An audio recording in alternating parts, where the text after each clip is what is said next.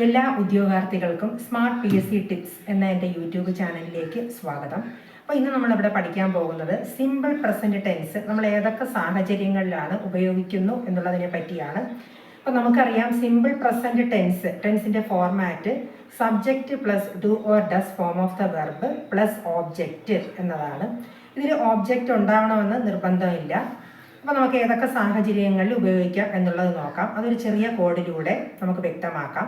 Code ഇങ്ങനെയാണ്: HUSPC, HUSPC, ഇതാണ് code. അപ്പോൾ HUSPC അതിൽ H എന്ന് പറയുന്നത് ഹാബിച്വൽ ആക്ഷൻ ആണ്. അതായത് നമ്മൾ പതിവായിട്ട് ചെയ്യുന്ന കാര്യങ്ങളെക്കുറിച്ച് പറയുമ്പോൾ നമുക്ക് സിമ്പിൾ പ്രസൻറ്റ് ടെൻസ് ഉപയോഗിക്കാം.